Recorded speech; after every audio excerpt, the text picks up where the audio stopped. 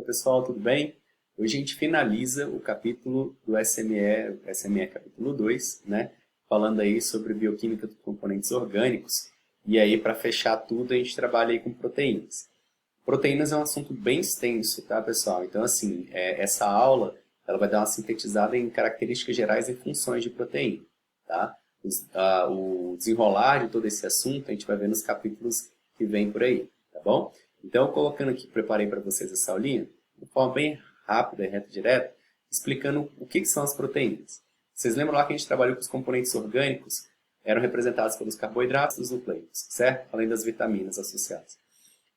As proteínas, elas são constituídas por um polímero de aminoácidos. Bom, o que são os aminoácidos, né?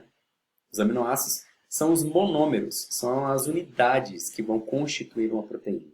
É só vocês lembrarem quando a gente falou lá em carboidratos, dos mono, oligo e polissacarídeos. Recordam disso? Monossacarídeos eu tinha lá como representantes a glicose, a frutose, a galactose, as pentoses, como a ribose e a desoxirribose.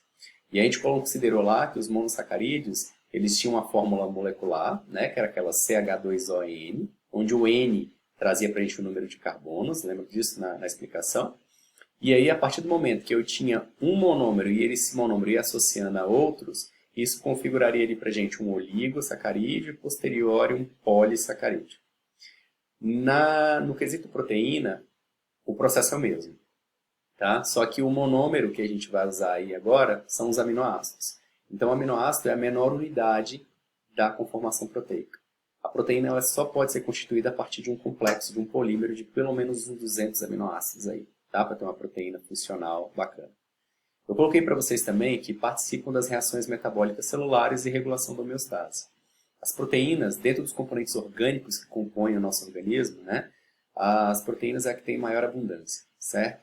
Então, elas participam de regulação enzimática, elas participam da regulação hormonal, elas atuam no transporte de substâncias no nosso organismo, desde transporte de lipídios no nosso sangue, como a gente estudou aí atrás, LDL, HDL, lipoproteínas, recorda? Então, a proteína trabalhando como uma transportadora, até permeases que existem entre a membrana plasmática, fazendo a seleção do que entra e o que sai na célula, certo? Além disso, ela trabalha com uma função estrutural, como eu coloquei aí. Eu preciso de proteínas no revestimento celular para que eu ancore ali alguns fosfolipídios e a minha membrana plasmática ela esteja equilibrada. Tá? Então, enfim, eu tenho proteínas com função de sustentação, como o colágeno, né? Que dá ali a nossa sustentação no tecido de revestimento, da nossa pele. Certo? Então, a proteína ela tem uma gama de atividades, de funções no nosso organismo. Essa imagem que eu coloquei para vocês, ó, isso aqui é um aminoácido. Tá? Então, o aminoácido ele é composto por um grupamento amina, certo? Associado a um carbono alfa, um carbono central, certo? E na outra extremidade eu tenho um grupamento carboxila, beleza? Esse grupamento carboxila, a gente já tinha visto ele no encontro falando sobre lipídios, concorda? Lá em lipídios, a gente já tinha falado que nos lipídios ele tinha um grupamento carboxila em uma das suas extremidades. O que é novidade aqui no aminoácido é o grupamento amina, né, com o nitrogênio presente. Não são todos os componentes orgânicos, pessoal, que apresentam nitrogênio na sua composição molecular, certo? Carboidratos e lipídios vocês viram que não tinha. Era uma cadeia carbônica com hidrogênios e oxigênios associados. Lembrando que os lipídios eles tinham na sua cadeia carbônica o carboxila em uma das extremidades. E agora nos aminoácidos eu tenho ali o grupamento amina, certo? Bom, olha lá. A partir do momento que eu começo, tá, a juntar um aminoácido com eu vou iniciar para construir a minha proteína, tá, eu vou ter aquela reação de desidratação que a gente colocou lá quando começou a trabalhar a água, síntese por desidratação, recorda? Quando eu tenho a união de um componente de uma molécula orgânica com outra molécula orgânica, necessariamente eu vou ter a perda de água, fenômeno de síntese por desidratação. Na literatura a gente encontra aminoácido ou peptídeo, tá bom? Vocês podem encontrar esses dois nomes nos livros, nas pesquisas que vocês forem fazendo também por fora. Então, por isso que eu falo, quando eu ligo um aminoácido com outro aminoácido, eu tenho uma ligação peptídica. Essa ligação peptídica é quando eu tenho a perda de água, a desidratação nesse processo de conexão. Quando eu estou ligando esses aminoácidos, uma bolinha com outra, uma bolinha com outra, igual aquele colarzinho de pérola, aquele monte de bolinha que eu desenhei para vocês na aula de carboidratos, recorda? Aqui vai acontecer a mesma coisa. Então, quando eu pego um aminoácido, ligo com outro, ligo com outro, ligo com outro, eu vou perdendo água nesse sequenciamento, certo? Como é que isso acontece, Yuri? Só vocês olharem aqui nessa imagem, ó. Se você observar aqui, ó, o grupo amina perde um hidrogênio ao se ligar ao grupo hidroxila aqui do aminoácido anterior. Quando eu pego o hidrogênio e uno esse OH aqui, o que vai sair? Uma água, certo? E aí eu vou ter a reformulação da molécula, como vocês percebem aqui. Ok? O nome disso aí, ok, são só 2 aminoácidos, então eu poderia falar que está acontecendo uma ligação dipeptídica. Aí eu estou formando um dipeptídeo, 2 aminoácidos só. Lembrando que uma proteína ela tem que ter uma cadeia de aminoácidos, certo? Bom, Yuri, quantos aminoácidos nós temos? Então, nós temos 20 aminoácidos que são classificados em essenciais e não essenciais. Meu Deus, tem que decorar isso tudo? Não, podem ficar tranquilos, vocês não têm que decorar a quantidade ou os nomes, na realidade, destes aminoácidos. Tá? Vou colocar aqui no cantinho para vocês verem aí. Então, eu tenho 20 tipos de aminoácidos, podendo ser classificados em essenciais e não essenciais. Yuri, qual a diferença entre eles? Tá? Aminoácidos essenciais são aqueles que a gente precisa obter a partir da nossa dieta. Tá? Então, a gente precisa obter ele de uma origem externa, exógena. Então, ali, o balanceamento da nossa alimentação se faz de suma importância para a gente obter alguns aminoácidos que a gente não consegue sintetizar. É o que a gente chama esses que a gente produz de aminoácidos não essenciais ou naturais. Então, Yuri, deixa eu ver se eu entendi. Aminoácidos essenciais são aqueles que eu preciso obter pela minha alimentação. E os não essenciais ou naturais são aqueles que meu corpo produz. Perfeito. Tá? Nosso corpo produz a grande maioria deles. Desses 20, nosso corpo produz 12. E 8 vem da nossa dieta. Tá? Esses aminoácidos eles vão se acoplando uns aos outros para formar o polímero, proteínas diversas que nós temos no nosso corpo. Tá? Enzimas, hormônios, etc. Tá? O que vai diferenciar um aminoácido do outro, se vocês repararem, vai ser o seu radical, que é o Rzinho. Tá?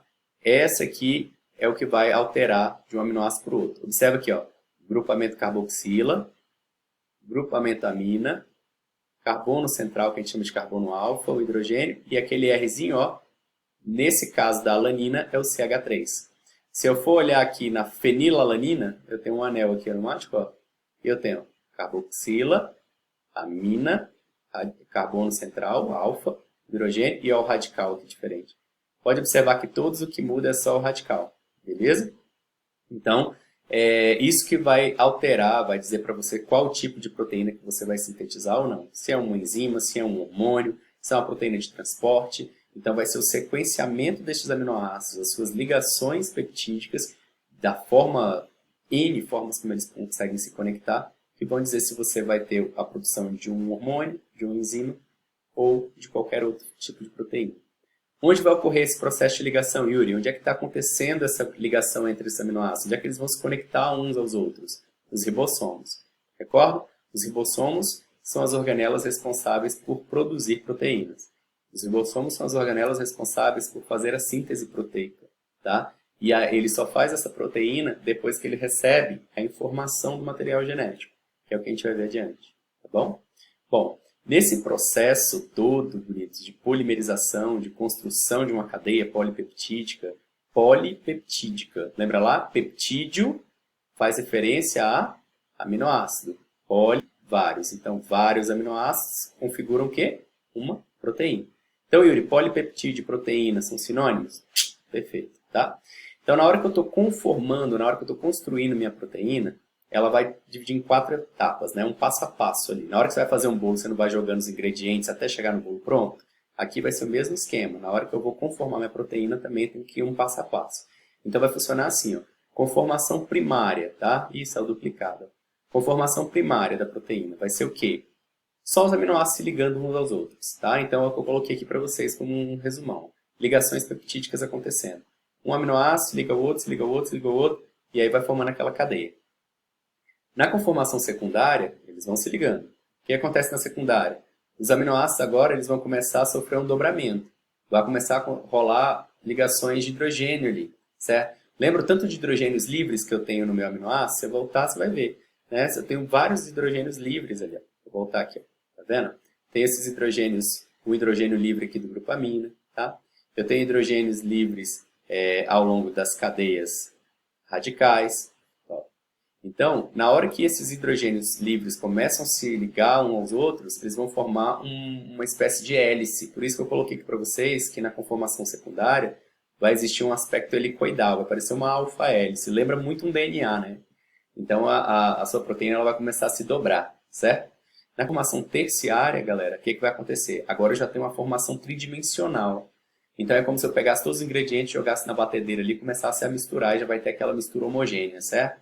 Fazendo essa analogia, na conformação da proteína é o mesmo esquema. Então, olha lá, ela já vai começar a ter um aspecto globular. Os aminoácidos agora estão muito unidos, bem juntinhos por ligações de hidrogênio e vão começar a ter um aspecto global, certo? E aí, na conformação quaternária, quando eu já tenho minha proteína com um caráter já funcional, propriamente dito. Tá? Então, nessa conformação quaternária, a minha proteína ela já está pronta para desempenhar a função. Que seja uma função de transporte, que seja uma função reguladora hormonal, enzimática, enfim, certo? Então, aí são as 4 etapas, os 4 primeiros processos de formação da proteína para que ela possa ser mandada para a corrente sanguínea ou cumprir o papel dela ali no meio intracelular. Onde ocorre isso, Yuri? Quem faz todo esse processo de construção e de síntese? No ribossomo, ok? Eu coloquei para vocês esse linkzinho aí, tá? Para vocês assistirem. Depois coloca o celularzinho aí, baixa esse QR Code. É um videozinho muito bacana que ele mostra desde o início ali. A proteína ela vem a partir da receita que tem no nosso material genético. Então é desde lá do DNA até esse finalzinho que a gente está comentando aí para a síntese proteica, certo? Fica aí a primeira aulinha nossa falando de proteína, bem basicão mesmo, porque a gente tem muita coisa ainda para trabalhar aí na frente. Espero que vocês tenham gostado. Tenham um bom descanso aí, tá? Assista o videozinho e faça as tarefas que estão postadas lá na Blackboard. Quaisquer dúvidas, me manda um e-mail, ok? Fique com Deus e um grande abraço. Tchau, tchau.